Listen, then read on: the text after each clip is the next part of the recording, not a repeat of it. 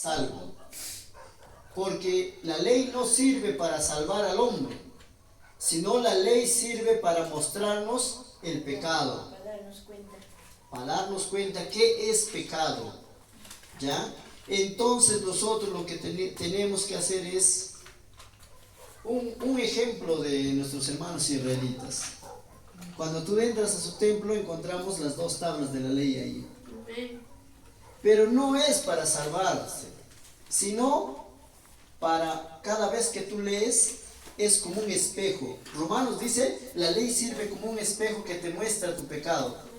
Cuando nosotros nos levantamos y vamos a irnos a la escuela, nosotros nos miramos al espejo y nos miramos si nuestro cabello está despeinado o nuestra cara está sucia.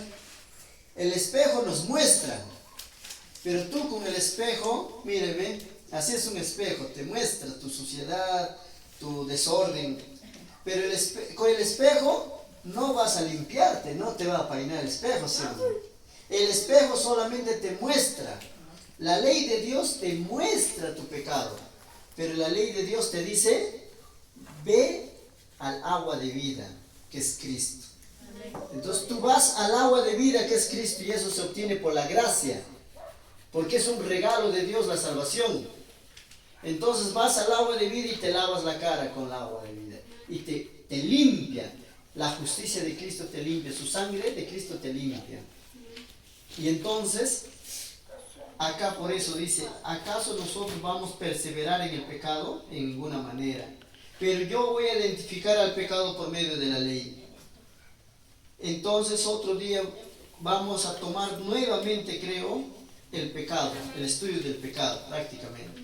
Porque siempre la Biblia nos va a hablarnos que nos debemos apartar del pecado, no debemos practicar el pecado, pero nosotros debemos estar seguros qué es pecado para podernos apartar. Entonces los 10 mandamientos y la misma palabra de Dios nos van a decir, esto es pecado, esto es pecado, esto es pecado, esto es pecado. Entonces tú decides alejarte del pecado. Sabiendo ya no puedes pecar. Cuando no sabes, ignorantemente puedes pecar. Pero tú cuando ya conoces que es pecado, porque dice en la ley de Dios, al joven rico le dijo, no cometerás adulterio, no codiciarás, no matarás. Le estaba recitando los 10 mandamientos. La palabra de Dios nos lleva a los 10 mandamientos para identificar al pecado.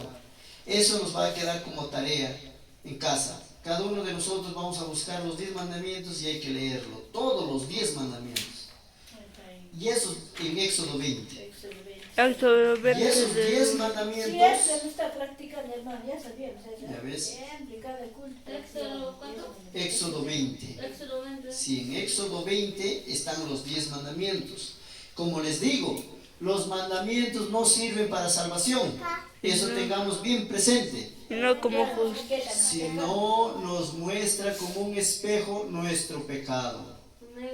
Entonces nosotros diremos un día, en ninguna manera, porque los que somos muertos al pecado, ¿cómo viviremos aún en él? Yo ya no puedo pecar porque ya soy nueva criatura. ¿O no sabéis que todos los que hemos sido bautizados en Cristo Jesús somos bautizados en su muerte? Porque somos sepultados en él en la muerte por el bautismo, para que como Cristo resucitó de los muertos por la gloria del Padre, así también nosotros andemos en una novedad de vida. Entonces cuando nosotros somos levantados del agua, cuando somos levantados en el bautismo, en el bautismo, hermana, ya tenemos que salir en una novedad de vida. Ya no debemos practicar el pecado. Para eso nosotros debemos identificar los pecados y ya no practicar la desobediencia. Debemos ser unos hijos obedientes de Dios.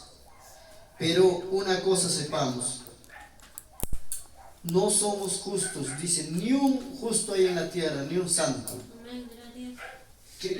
Cristo dijo en la Biblia, estas cosas os escribo, hijitos míos, para que no pequen. Pero si pecan, abogado tenemos para con el Padre, Jesucristo el justo. Pero vas a pecar, digamos, alguien viene y te ofende.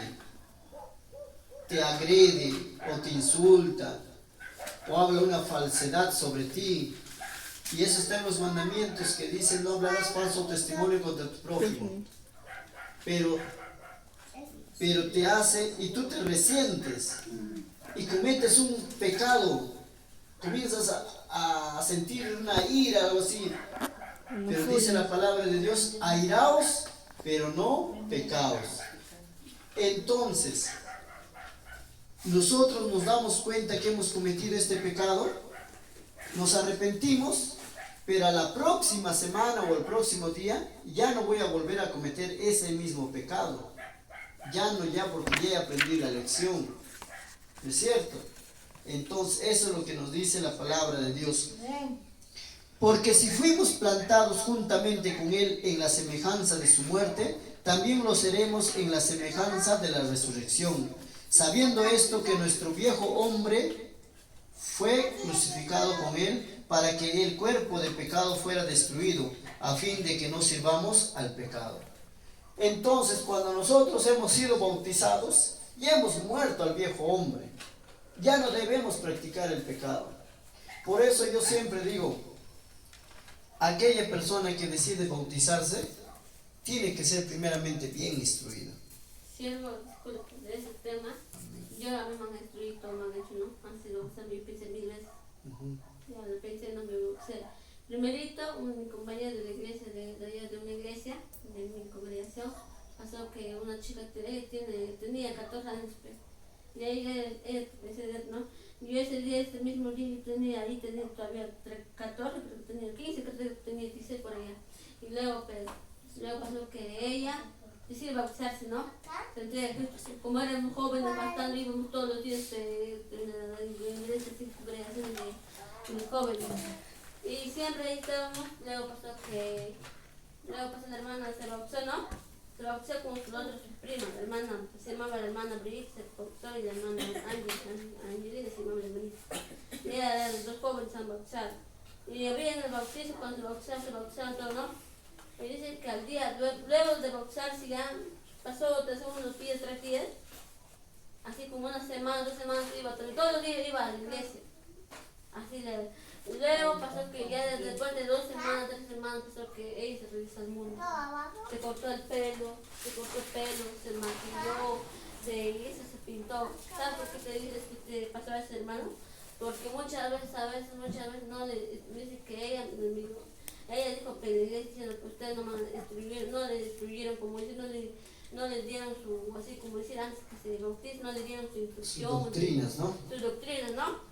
Y eso iba a hacer, pero no pasó así, ¿cierto? Dice que la congregación tiene la culpa porque mi hija y la hermana dice también, su papá, su mamá, su hermana también, su papá, su mamá también iban para la iglesia, así, se conciliaron, no eran así. Y luego pasó que, ¿no?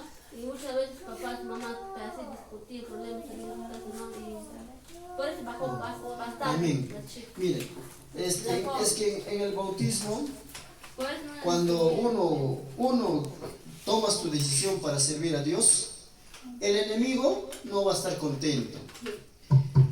Hermanas, el enemigo no va a estar contento. El enemigo está como león rugiente, dice, buscando a quien devorar. Cuando tú te bautizas, o cuando te casas, o cuando estás yendo a la iglesia para que escuches la palabra de Dios, viene una tentación, otro problema, y otro problema, y otro problema. Más problemas vienen cuando tú te consagras a Dios. Por eso la vez pasada les preguntaba, cuando alguien les pregunta, hermanos, ¿cómo están? Y ustedes dicen, bien, tengan cuidado, porque cuando uno está bien, es cuando no estás trabajando bien para el Señor. Por eso el enemigo no te ataca. Pero cuando tú te decides a servir al Señor de corazón, vienen más problemas. ¿El por qué? Porque esos problemas te están puliéndote. Porque Dios te está puliendo como al oro fino, te está haciéndote pasar por fuego. Y el día que pases, vas a ser una cristiana o un cristiano en victoria, para testimonio de Dios. Todos hemos pasado por eso. Pero como le decía la respuesta del hermano, cuando una persona se bautiza, viene el enemigo a querer destruir. Pero si tú estás cimentada en la roca que es Cristo Jesús, has puesto tu fe en la roca de Cristo Jesús, aunque vengan tormentas, vientos, mares, no te van a moverte. Pero si tú